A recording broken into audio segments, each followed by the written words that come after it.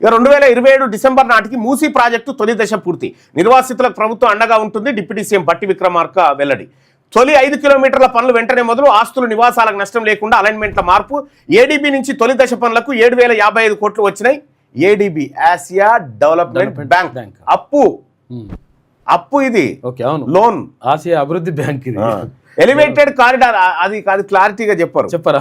Elevated corridor తో పాటు river front నిర్మాణం, మధ్య మధ్యలో రబ్బర్ డ్యామ్ల నిర్మాణంతో వాటర్ స్పోర్ట్స్, బోటింగ్, సినిమా థియేటర్లు, హోర్డింగ్ల ద్వారా ప్రజల్లో అవగాహన కల్పిస్తామని వెల్లడి.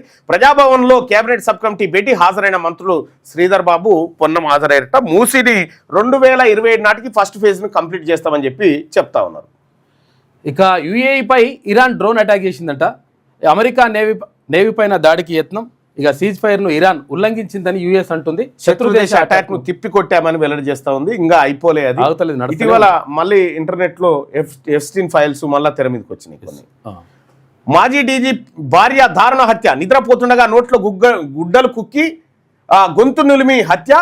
తమ గ్యాంగ్ తో కలిసి పక్కా ప్లాన్ తో మర్డర్ చేసిన నేపాలీ పని మనిషి, డబ్బులు నగల సంచులతో పరార్. తెలంగాణ ఎక్స్ప్రెస్ లో ఎక్కినట్టు అనుమానం. ఘటనా స్థలాన్ని పరిశీలించిన డీజీపీ ఆనంద్, సిపి సజ్జనార్. నిందితుల కోసం 7 స్పెషల్ టీమ్స్ ఏర్పాటు. హైదరాబాద్ జూబ్లీహిల్స్ లో దారుణం జరిగిందట్ల. ఇంట్లోకి ప్రవేశిస్తున్న నేపాలీ యువకులు పని మనిషి కల్పన్నట.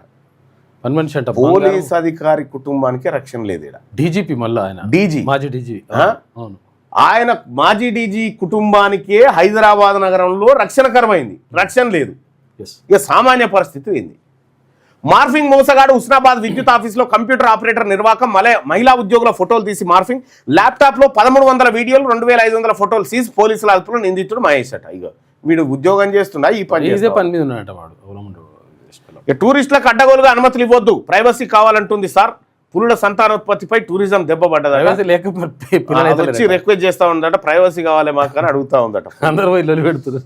గట్టిగా మిగతా వార్తల్ని ఇవాళ వి హనుమంతరావు గారు బీసీల కులగణన కోసం నిరాహార దీక్ష చేస్తుండు. మనకు ఏ పత్రికలో పెద్ద కనిపి, ఆంధ్రజ్యోతిలో 7వ పేజీలో సింగిల్ కాలం వార్త ఉంటుంది, ఆ తర్వాత వార్త పేజీలో కొద్దిగా ఉంటుంది. ఇక ఏ పత్రికలో కూడా బీసీల కోసం పోరాడుతున్నటువంటి వి హనుమంతరావు గారి వార్త లేదు. ఇవి పత్రికల కథ.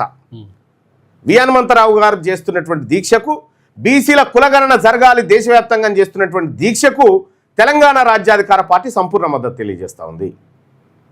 ప్రత్యక్షంగా వెళ్ళి కూడా మద్దతు తెలియజేయడం జరుగుతుంది.